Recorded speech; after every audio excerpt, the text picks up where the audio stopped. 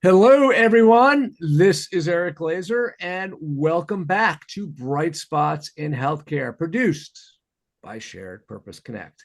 We bring leaders together to not only inform you, but also unearth bright spots, successes at health plans, at health plans, at provider organizations, and other healthcare organizations around this great land of ours.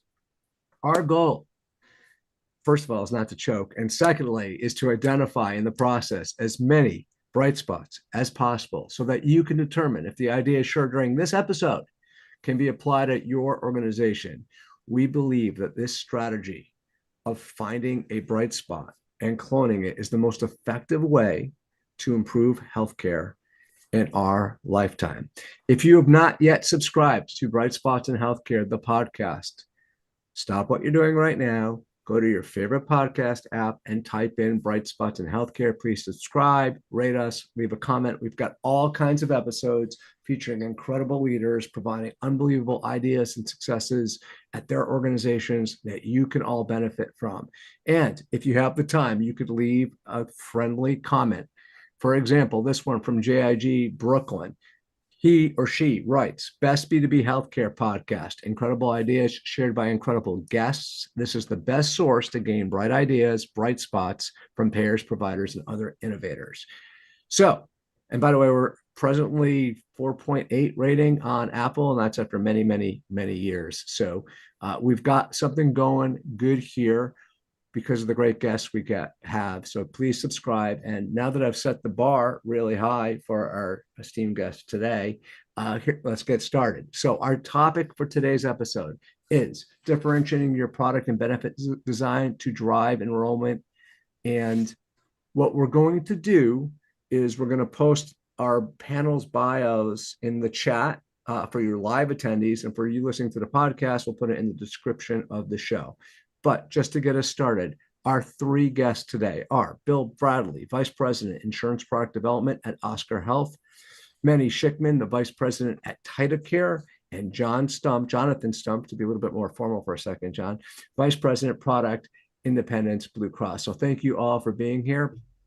Really do appreciate it. I also want to give a quick shout out to my friends at TytoCare, our partner in crime and sponsor for today's episode. They are one of the world leaders in enabling providers to practice healthcare virtually. So imagine physical exams by way of a physician through virtual care. They have a consumer-friendly remote exam system to deliver the full promise of telemedicine above and beyond what you get from a simple virtual care visit. They're much more about hardware and infrastructure. They are incredibly innovative around enrollment and engagement, and their team is some of the world's most experts in virtual care. And I'll tell you a little bit more about them later on during the episode. But if you want to check them out now, TytoCare, TytoCare, TytoCare.com. All right, Bill, I'm going to bring you in first. So we're going to start with benefit design. And the way I've organized this for everyone, we're going to talk about benefit design first. Then we're going to move into sort of a little bit of a quick ACA focus. Then we're going to talk about building programs and engagement. So we should have a lot to cover, a lot of great information. If you want to ask questions, help me co-moderate. For you attending live, you got a Q&A module in the bottom of your screen. You should know how to use Zoom by now. All right, Bill, how is Oscar Health thinking about amplification of benefits to the members that need them? And how are you going about sort of finding the right members who need the certain benefits and matching them? Yeah, hey, thanks, Eric, Meni, John. It's great to be with both of you today, and certainly for everyone watching and listening, welcome. So at Oscar Health Insurance, we look at combining our benefit design and basically our full technology stack in order to design plans that have a full integrated experience. And so we've got a number of plans that we've launched in this space for diabetes and for COPD that kind of utilize this technology and benefit design matching. And so let me just give you an example. So for COPD, we call that plan our Breathe Easy plan. And let's say we have a member in Tennessee who has issues with asthma and they go to purchase this plan.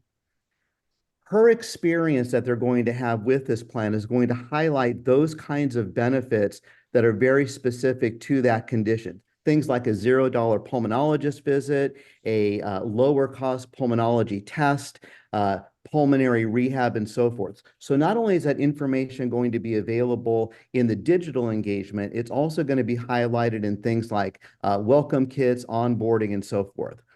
But it's not just about the communication. It's also about the active management of that condition. And so we will get an alert, for example, midway through that will say that this member is on, say, a 30-day inhaler versus a 90-day inhaler. And so we'll be able to launch and scale a micro incentive, if you will, that will be an incentive for her to kind of switch that prescription in a way that is more financially viable. And then in the fall, when it's flu shot time for this particular cohort, that's really important. So we'll also trigger another micro incentive in that case. So if you think about it, it's almost like a 1-year automated care plan that's built into the product. So the idea is we really want to kind of lower these financial barriers to care, really enable her to manage their conditions and improve the life. So far, the results have been very positive. On our diabetes plan that we launched a couple of years ago, we've seen about a 9% higher adherence than others not on the plan, and that the retention rate for this population has been higher than our overall book average. Wow, that is super interesting. I have a couple of follow-ups. So first of all, these are these products that are offered to the MA population, to the exchange marketplace? Where are we finding what I would call, my words, not yours, so please correct me, these condition-based Right. health plan products? Yeah, we call them condition-based plans as well. They're launched on the ACA, so this is for the individual market. Okay. And just to go through a little bit of the summary, you used COPD initially as an example. Or copays tied to COPD specific engagements, and that would include whether you need certain devices, you mentioned the inhaler, medications, different diagnostics, vaccines. So it's providing additional lower cost incentives for someone with that condition to get more engaged and participate more in their own care. That's exactly right. So on the diabetic plan, right, more affordable test strips, glucometers, and things of that nature. We really looked at how people are engaging with these conditions and wanted to bring down those barriers, but in a way that they could also manage it and get a sense of what the costs were themselves as they are managing their condition. And you said for the diabetes plan, you shared some results there. Is it 9% higher adherence or 90%? It was 9%. 9%. Yeah. And the retention rate you said was better too. You didn't share a number. You probably don't have one. Yeah, it's incrementally better, but the specifics kind of vary a little bit, kind of market to market. So in general, we just wanted to make sure that people like this product. And one way you judge whether they like the product is whether they stick around more than just the average population. And as far as these condition-based plans, COPD, diabetes, are there any others that you have, just so put a bow on this? Yeah, those are the two that we have in the market today. And of course, we're evaluating a number of conditions for the pipeline for, the following upcoming filing seasons. Terrific. I mean, they're boom, bright spot just to start the show. Love it. Thank you. Meni, let me bring you in. Meni Shikhman, Vice President at TytoCare. Let's talk a little bit about technology and how can the evolution of different technologies enable health plans to differentiate themselves in the market? Maybe provide us an example if you have one in your pocket. Sure. Yeah, absolutely. So I think, if we switch from the ACA to maybe the commercial employer space, both small and large group employers, if we look at employers or more so their benefit managers, I think they have a couple of main goals, right? One would be attracting and retaining top talent. Part of it is done through benefit design. Those benefits have to be competitive, but yet affordable, obviously. And then bottom line, they have to have and maintain healthy and productive employees. And so how do you develop these benefits for the majority of your employees, right? So Bill, you talked about some of the chronic conditions, obviously a super important area where you want to tackle cost control. As we know, 20% of the employees are driving 80% of the costs, but then we should not ignore the other 80%, which tend to be families, adults with lower acuity chronic conditions. It's not diabetes, it's not your COPD or CHFs, but still, how do you develop benefits for them that are not necessarily a gym membership? And I have nothing against gyms. I love gyms, but you still need to tackle that majority of your workforce. And in order to differentiate, really, you need to do it through innovation, right? Because everything else is more or less table stakes. And if we look at telemedicine, which is kind of the area where TytoCare operates, there is a potential with telemedicine to tick all of the boxes I mentioned earlier, right? So better access to primary care, freedom to do it from anywhere, where you're at home, you're on vacation, or you're on your work site. But how do you differentiate your plan or your benefit from other employers? And ultimately, you need to drive adoption, right? Because as we know, adoption of telemedicine is not where it should be. It has a lot of potential, but both pre-pandemic with the obvious spike during the pandemic, but now post-pandemic utilization is just not there. So one of the examples I have, and I love bringing some of the actual examples here from the field. We partnered with the National Blue Plan with sort of the desire for them to create an offering or the differentiated benefit that could tackle the majority of their beneficiaries. Again, we're talking about commercial membership, and more so empowering their network clinicians. We don't have our own clinicians, we're enabling technology. So enabling their care ecosystem, driving trust and adoption, and allowing their virtual care clinicians to deliver care more efficiently. In essence, Eric, what you mentioned earlier, the technology that we have allows these virtual care clinicians to do the same exams that they would typically do in a typical primary care encounter if the patient was right there with them in the office, but now they can do it virtually. And this type of unique technology and benefit, we observed, instantly becomes a water cooler conversation, meaning that a family or a mother that received that benefit immediately tells her friends, and then we receive calls almost on a daily basis where somebody heard about this benefit and are asking us how they can opt into this benefit as well. So this type of word of mouth engagement is an interesting way of differentiating a benefit, and I think benefit managers value that. Very quick, because I want to hear a little bit about the actual results. So this national carrier, they enable their networks of providers to provide better hybrid care, we'll call it, where you could do a lot of almost mimic a primary care exam remotely. What's the distribution of hardware, and how do you get the right things to the right members across this country? Like, what does that feel and look like if I'm a health plan consumer and I'm a member of that health plan you're referencing? That's a great question. So, part of our capabilities is to drop ship the technology to any member that opts in. Opting into the benefit is a very important part of our member journey. We just don't send devices to anybody. We need to make sure that they understand the value of the benefit, opt into it, and elect to receive this benefit. What we've noticed, for example, is an amazing stat, is that of the people that opt in, more than 51% actually engage with the technology. So that's an amazing number. Again, I'm not sure how many people actually go to the gym after they're receiving their free membership. And so, and that's true for almost all of the other benefits. Having a vast majority of members who opt in actually engage and use telemedicine, that's a very powerful stat.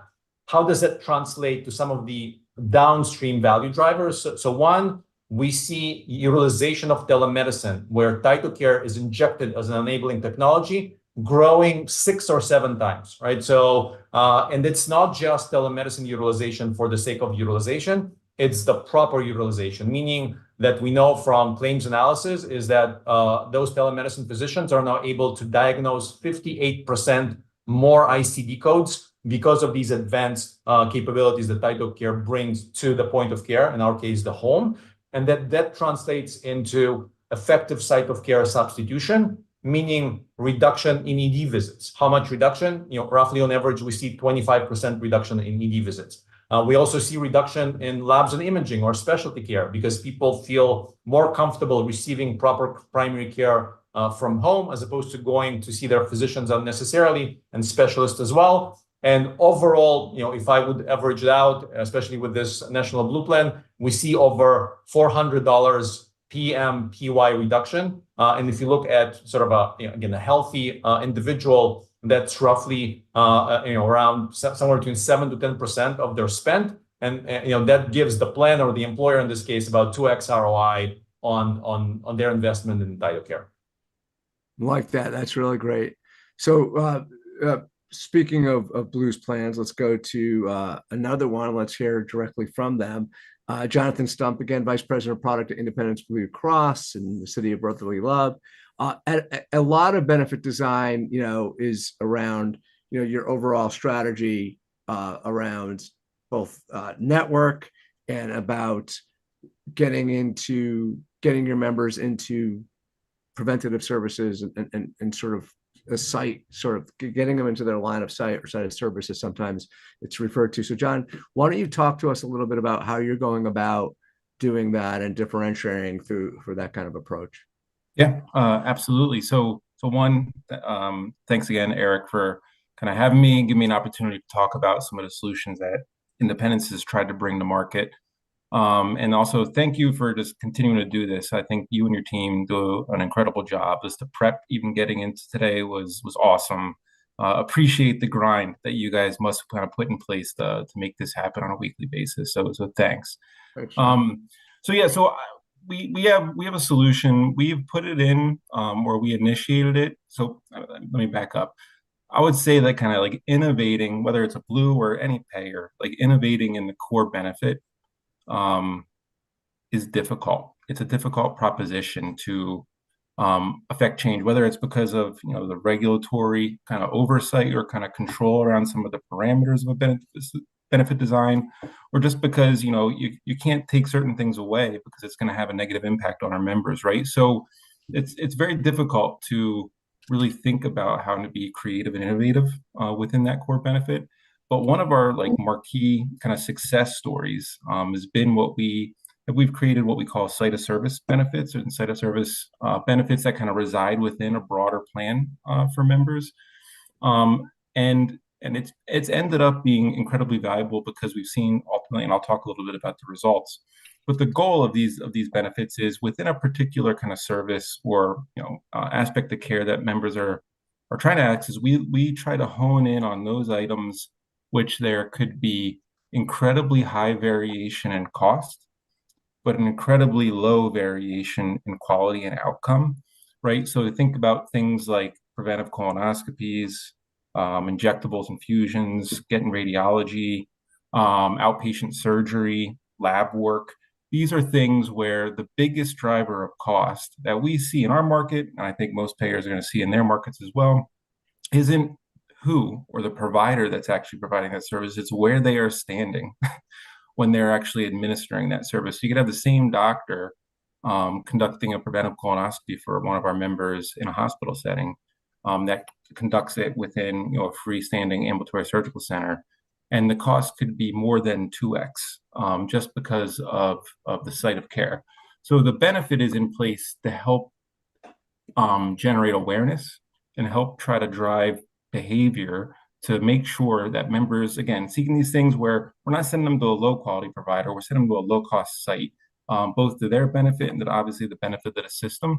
So the goal is to really create a differentiated value. So and make it either low cost or virtually no cost when a member goes to these low cost sites, these freestanding sites.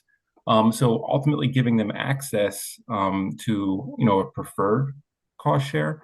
And driving there. But we can make the benefit available, but the real success has been how we've been able to then make them aware, because I mean, I think making members aware of the benefits that they have in place is also like a huge complication, something that we always have to kind of work on.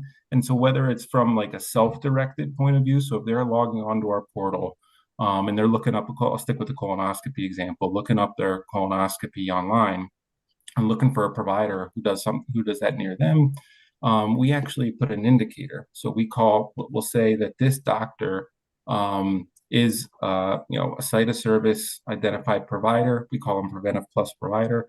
We will put that indicator on, and if that member is eligible or has that benefit, we will put it front and center at the provider level that doc conducts these things at low cost, and you can get access to this service at the lowest cost possible.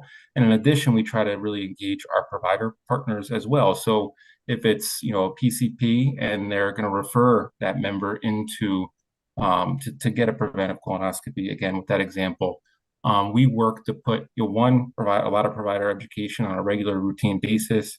As they're making that referral and they're in the system, we make it visible as possible to that doc that this member, there is a cost implication for the choice or for where you're maybe making that recommendation as a refer. And we try to have them proactively, the doc themselves, make that people listen to their docs a heck of a lot quicker than they're going to listen to us in many cases. And it's proven to be successful. And then it's so like as an example of that success. So you got two members, one is within a plan that has these site of service benefits and one that does not. We see about 20% of members in some of these cases. So again, with this preventive colonoscopy example, will actually seek care out at this lower cost setting, alternative setting, than if they didn't have this benefit in place. So it's proven to be successful, and it's proven to be positive, obviously, and kind of helping to draw unnecessary costs out of the system, but also helping at the benefit of the member, so that they're, members that are in a high deductible plan, for example, are going to get burned by some of these things, and they don't realize. So really happy with the results, and we've been doing our efforts over the years now to continue to expand access to this across our segments. That's great. I got a couple of quick follow-ups on that, John, just to get some clarity. So it sounds like you're trying to leverage lower, or I'll call it higher value testing services and passing on the savings to the consumer. So with lower copays, I get that. What's helping you drive? You said this is working out. What's helping you drive that? Is that the education to the consumer, and they know if they don't go to certain places, they're going to get a deductible hit? Or are you truly able to get your provider networks to listen and play ball with you? I would say, like, primarily when we can get the providers to listen, they are absolutely the most successful. I mean, we're not going to shy away. Like, people listen to their docs, they want to be informed by their docs. And we have seen success so when we can get providers engaged, and again, we have, we're the Philly area blue, so definitely within our marketplace, we have pretty close relationships. We have a lot of them on similar systems, and we're able to make it kind of front and center. So we're able to make that awareness to our providers relatively consistency. So I would say that's definitively a significant driver. And then in terms of like a membership, we put whatever is available to just try to make, so we will communicate to them. We put a brand name, tag it to some of these products so that they're aware they're in like a choice advantage product in many cases, so that they understand that, like, well, what's different about this product? We put as many indicators and touches out there to try to make them aware. Now, does that mean if we shift 20%, that's a positive. We don't shift and don't impact everyone. But I think each year that we have this in place, people are also learning, and the provider marketplace is learning, and it proves, incrementally more successful year over year. Okay, I got a couple more follow-ups and some people asking some questions, so I want to keep John on. Bill, you're on deck. So, but before we do that, we've got 2 upcoming live webinars that are going to be part of the podcast feed. Next week, we're covering how top hospital systems are capturing new patients. Really interesting. We've got some great guests from Ballot Health, Bay State Health, Stony Brook Health, and Purple Lab. And then a couple weeks after that, on May 9th, we've got CVS Health, Highmark, and Vori coming in to talk about the intersection of health equity and chronic care. So our producer Sherry Keels is going to put a poll up. If you want us to register you for one or both of those events for you attending live, we will do that for you, so you don't have to deal with that. For you guys listening on the podcast, simply go to brightspotsandhealthcare.com and you could register there if you want to attend with us live. So John, real quick on site of service, I just want to get some clarification because it's a follow-up to my follow-up, and that is, and this Yeah. comes from our listeners, the benefit it seems like it's driven from the provider contracting network design and tiered networks. I know you and I are scheduled to talk about that later on in this episode, but is that what's driving this? Is sort of the tiered components? So yeah, I mean, so like we tiered a benefit, but like the network, so we don't differentiate. So I see that question in the Q&A. We weren't differentiating kind of provider reimbursement. It's, there's naturally like a difference in costs just out there based on these settings. So it's the benefit is the sole driver. And so it's meaning the member's going to have to pay nothing or something very low for going to these low cost sites, or significant amount for going to an alternative site or a hospital-based site. And And our goal, yep. Go ahead. No, go ahead. For follow-up to that, do you have any is there any cost sharing in transportation if the sites are far away, or is it really the member's obligation? Yeah, so I see that question as well from a transportation perspective. So we do not incorporate a transportation benefit, based on this, and find, it tends to not be, if anything, a lot of the freestanding sites, and frankly, are more abundant and accessible to members from a geographic perspective. So we haven't seen that as a need in these cases to kind of pair it with transportation. Got it. All right. So Bill, I want to know, I know you want to talk a little marketplace. So let's get into the marketplace stuff for a second and talk about how you're thinking about differentiating in sort of traditionally underserved markets and how you're thinking about that. So tell us a little bit about what you're thinking about as product differentiation around different underserved markets.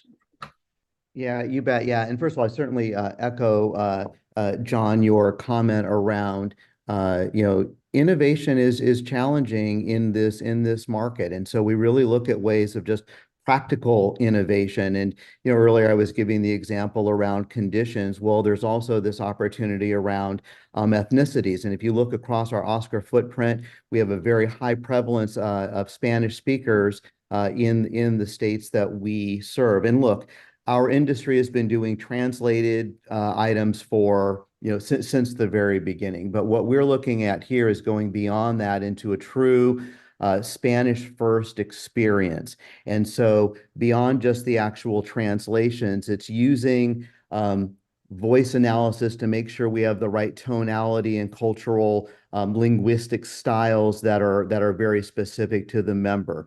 Obviously, all of the welcome kits and all of the digital assets defaulting to Spanish, and then let them choose English if they want to choose that, versus having them start in English and then go the other way. Spanish first care teams that not only have language sensitivities, but also the cultural sensitivities when engaging the healthcare system. Matching them with providers that are also Spanish speaking and understand that particular community. And so the comparison or the analog I give at work sometimes is that we're based in New York. And so one of my very favorite restaurants there is a Spanish restaurant. And you go in and the music that's playing, the atmosphere that's playing, the entire staff that's there, the food, everything around it is immersed in that.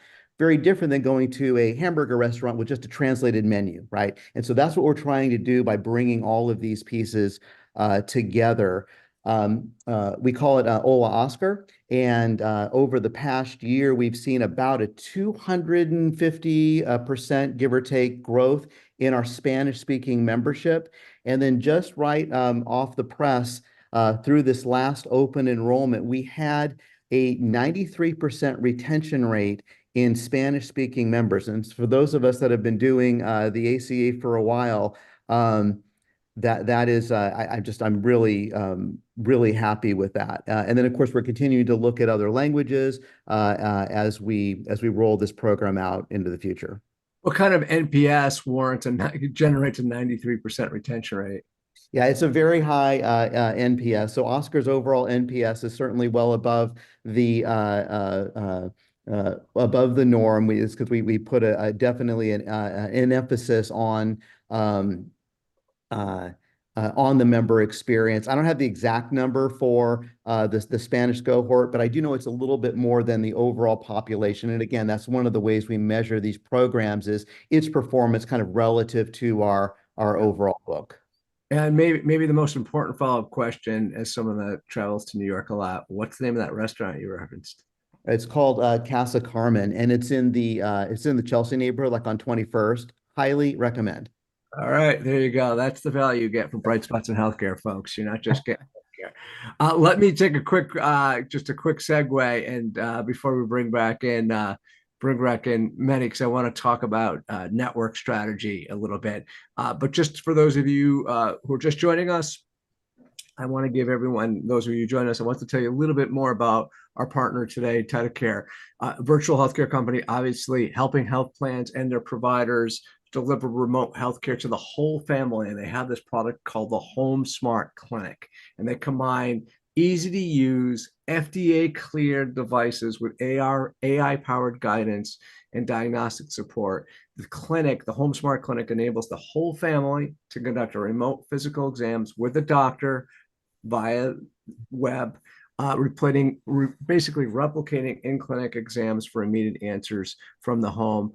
As it was mentioned earlier, they drive utilization rates 5 times to 6 times, sometimes 7 times higher than traditional virtual care services, and reducing the total cost of care on average by 5% through diversions of ED visits, which is an average of 10.8% and a really high NPS score of over 80 for those who have the Home Smart Clinic inside their home. So it's a proven framework for engagement designed to successfully engage in your products and solutions through virtual care. So they also have something called the Pro Smart Clinic, which is professional settings outside of the home that they put in rural clinics, schools, workplaces, and more. They're serving right now over 220 major health systems and health plans in the US, Europe, Asia, Latin America, Middle East. So by no means is this sort of like this new thing. They've been doing this for a while and they are all over the world. Check them out at TytoCare.com and thank them for supporting this show, because we're able to bring this show to you almost every week because of partners like TytoCare. So let's do this, Meni. I want to bring you in to talk about network strategy and how health plans can use innovative ideas around network strategy to actually move into new markets. So let's shift our sort of talking about commercial strategy now, building programs and engagement, and how are you helping, and what are health plans doing to enter in new markets? Absolutely, Eric. And I just, before I dive into that, maybe 30 seconds, just seconding what Bill said. I think the ability of everybody who's involved in the ecosystem to tailor and personalize outreaches to members and member engagement. This is what drives members to really engage with the benefits that they receive. So whether it's language, whether it's culture, connecting them to physicians that are of the same cultural background, I think it's an amazing effort. So Bill, amazing work that you guys are doing. Eric, back to your question, I think a couple of interesting trends which are not necessarily new, but maybe gaining momentum that we see in the industry among providers, health plans alike. I think one, and I think Eric, you mentioned this earlier, this concept of hybrid care, meaning providers that are enabled with the right tools and technologies, and members that are comfortable enough to do in-person visits when they absolutely need to. But a lot of these visits that are now can be done virtually are switching to virtual. And so having that hybrid care is or capability is great. And then we're seeing health plans are moving beyond engaging sort of traditional telemedicine players, so the American Wells, the Teledocs, the MD Lives of the world, which are certainly there as the backbone, but are more open to empower their network providers or the regional, local, and even smaller providers to deliver this hybrid care. And then the other trend, which is again by no means new, but I'm a true believer, is transition to value-based care and alternative payment models. And so where we see success, and hopefully much more of that success in the future, and if there is an alignment of incentives between the payer, the provider, and again, in our case, we're playing a tangential role of an enabling technology, which is important, but obviously not as important as having that tight provider and payer partnership. So the example I wanted to bring sort of to demonstrate that, and the different value drivers that that all of the involved are generating is one of our partners, UHC, that developed a narrow network plan.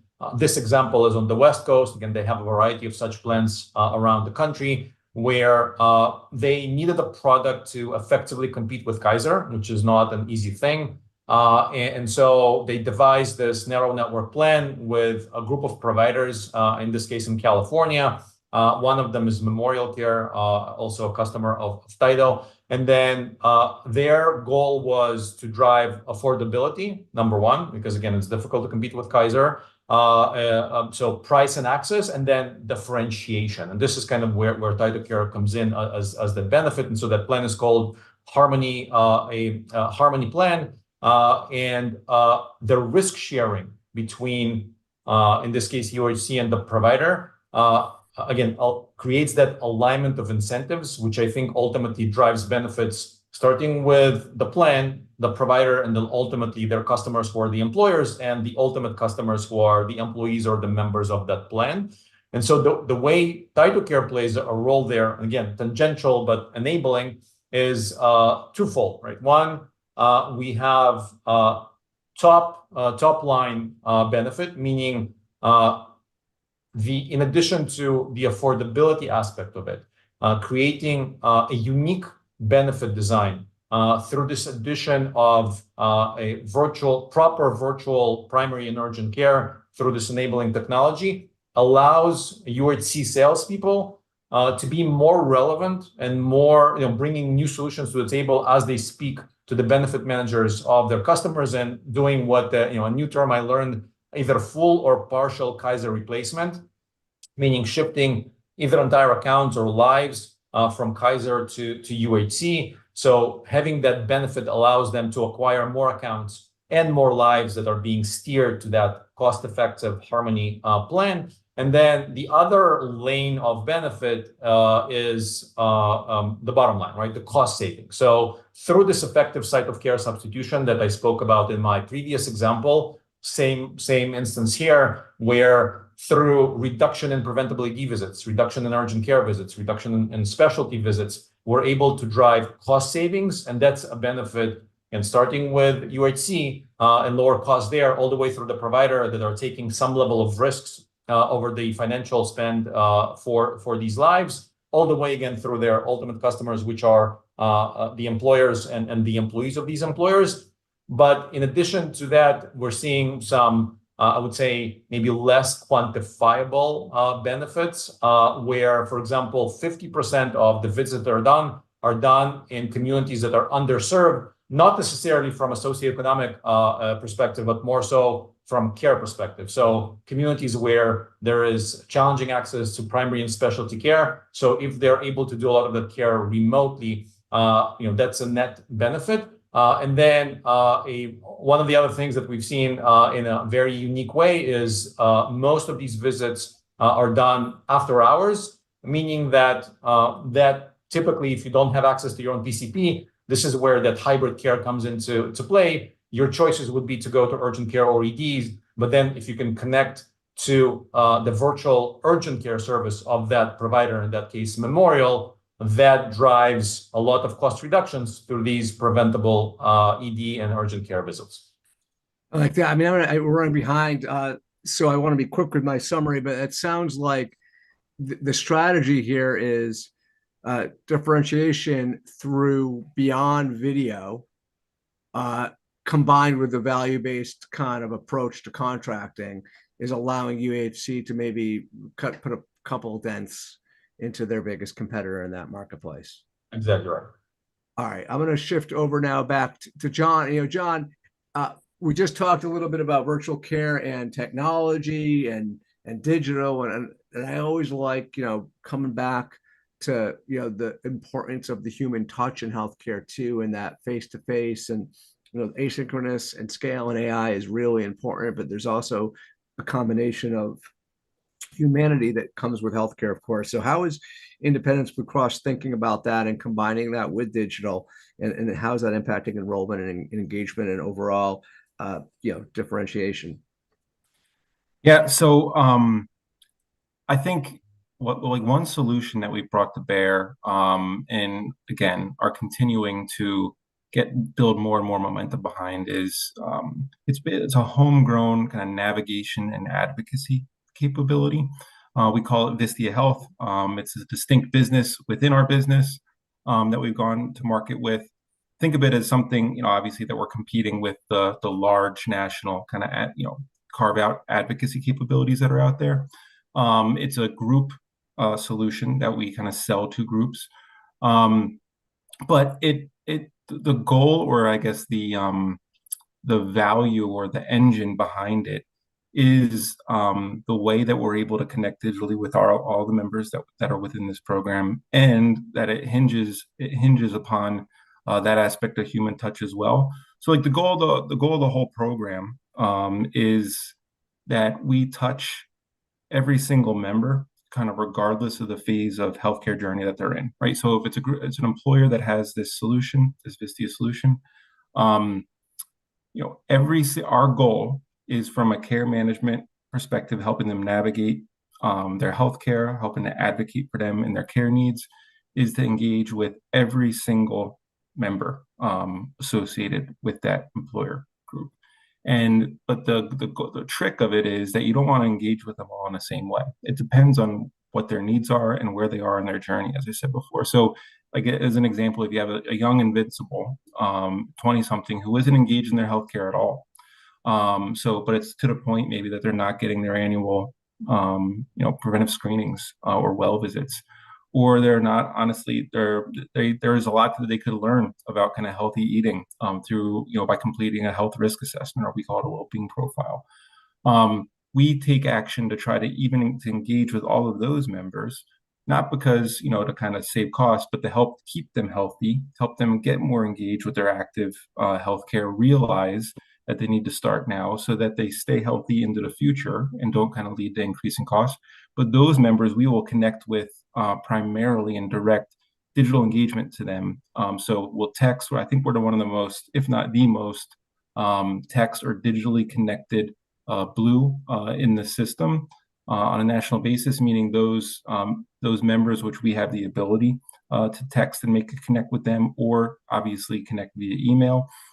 And we are successful in that channel to want to connect with them through that digital channel. Are they getting text from that same care manager or navigator, or so in these cases, they're getting text from Independence Blue Cross. Okay. But on the flip side, and we're trying to direct them into the portal again, fill out that profile, realize you got a gap in care because you haven't had that well visit. And we do drive increase in engagement in those healthy behaviors. On the flip side, you got someone on the other end of the spectrum from health, right? So multi-chronic, kind of struggling to stay, to kind of stick with their prescribing schedule, their frequent flyer in the ER, generally a high-cost member. We want to connect them, to have a conversation with them, with our nurses. And we connect with them. So they, in order to maximize the number of connects and conversations we have with nurses, we have those nurses themselves will actually send the text in that case to those members, coming from them to try to invite them into a care plan and or a care pathway. And when they get the prompting, via digital channels, they're much more likely to pick up the phone and engage in an active conversation with them when we do that active outreach. So we're able to kind of, obviously, because of that digital connection, we're able to get more of that human connection kind of that's successful. And it proves, so our goal there is, once you have a conversation, we know there's incredible value in having a conversation with our nurses for those members. They set a care plan, and in 96%, they set goals when they define that care plan, and 96% of the time, members will achieve the goals that they set with that care manager care manager over the next year. So it's incredible. The value of those nurse connections proves to be incredibly powerful.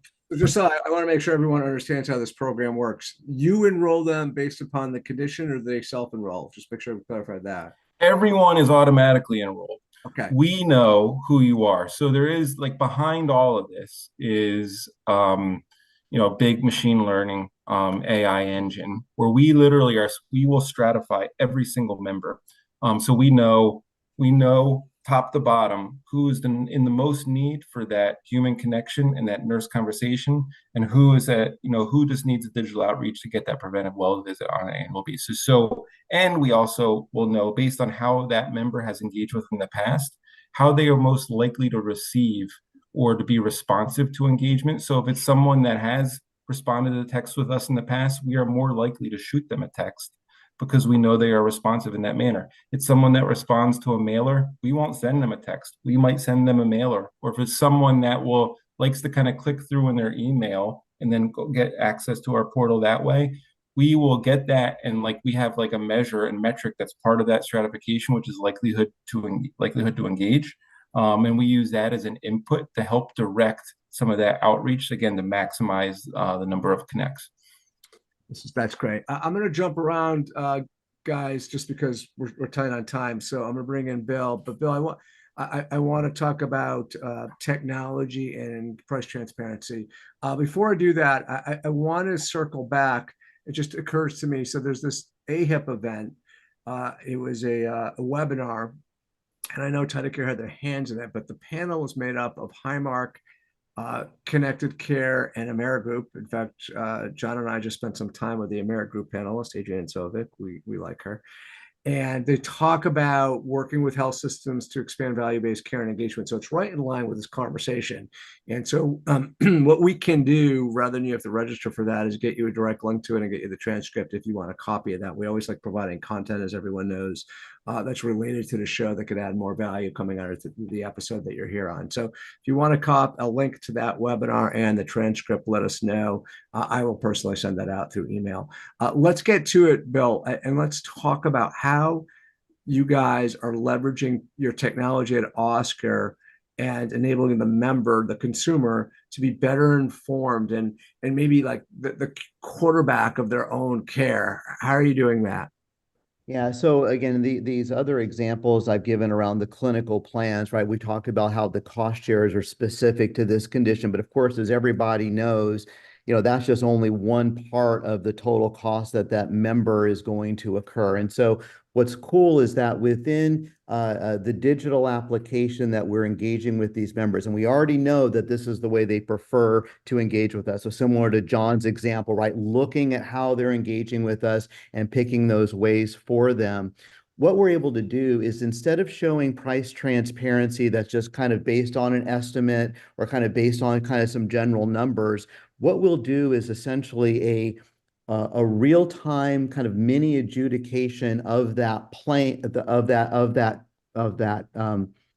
that procedure, based on that member, as if that member was filing a claim based on their doctor, their provider in their network. So it's giving them a very realistic picture of exactly what it is that they would be paying, not only for each specific condition, but also where they are on their overall path towards their deductible, out-of-pocket max, and so forth. And so it's very highly personalized to that member. And the idea is that by being able to look at either the conditions, the total cost, they're able to have a much better line of sight into where they are now, and of course, what their expenses are going to be throughout the rest of the year.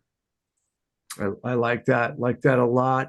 When we're thinking about virtual care and taking it to the next level and differentiation around product engagement, you'd mentioned a couple things. You mentioned the UHC example. You mentioned that National Blues example. I'd love for everyone to get like a quick class in if they were going to create their own strategy and bring it back to their organization. I'll call it their beyond video strategy for differentiation.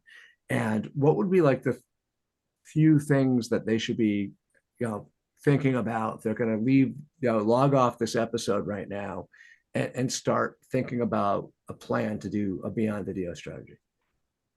So, good question, Eric.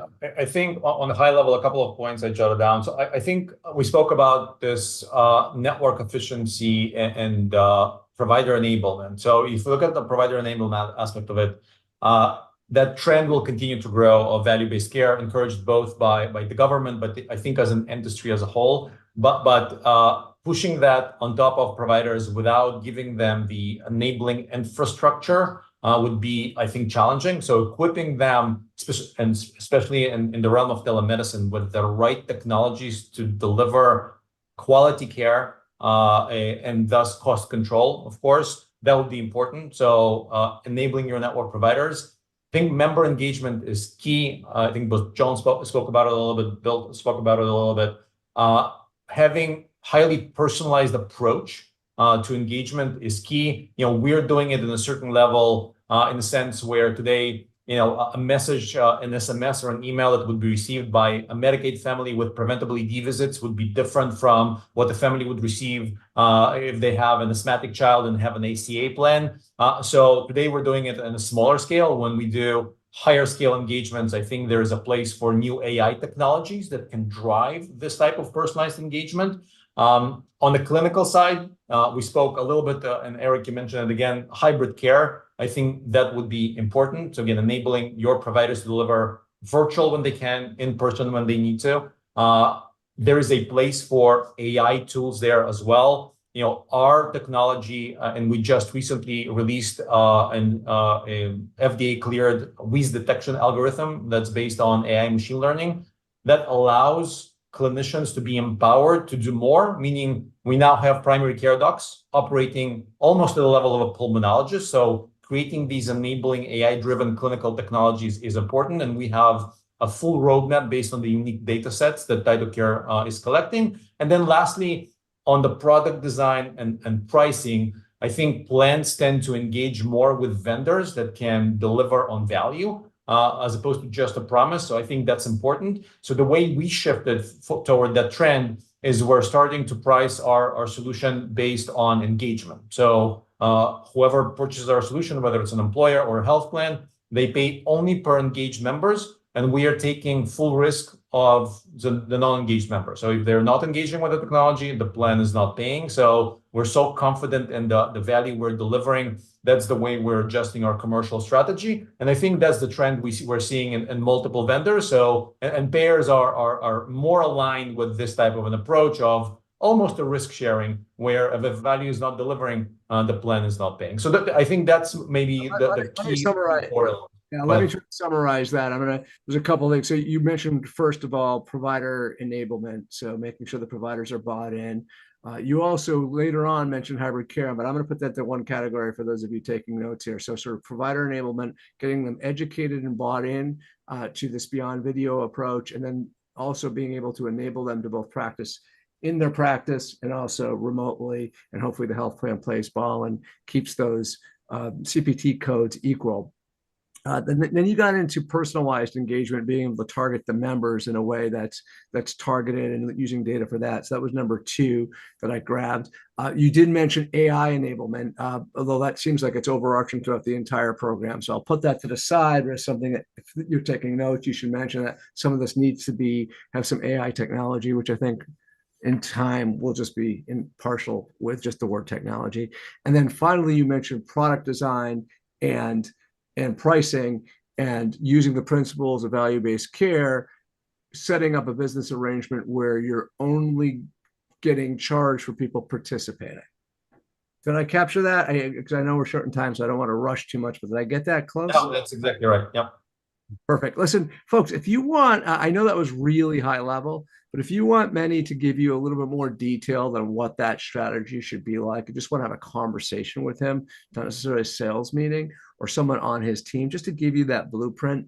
I encourage you to reach out to him. He's a great guy to hang out with. We've spent some time together over the last couple of weeks. Why don't we do this? Because we're short on time. We could throw up a quick little poll. If you want me to make an introduction through email one-on-one, I'll put that up there for folks that want to get just a blueprint call with them. John, I'm gonna try to close it out with you.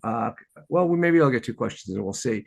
I know this is a big topic, but around differentiation, one of the big things that I know Independence is doing is offering lower cost options for consumers to pick your product. Can you tell us a little bit what that is and Yep. how Yeah, and I will try to be quick so you can get another question in there, Eric. So yeah, I definitely wanted to talk a little bit about, so again, as a Blue, we have like the balance kind of two things. So one, when we think about down market, like our consumers, our small group marketplace, we know kind of price is king, kind of premium price is king, and getting things lower and lower cost is continually difficult on an annual basis as medical trend continues to kind of go in the opposite direction, right?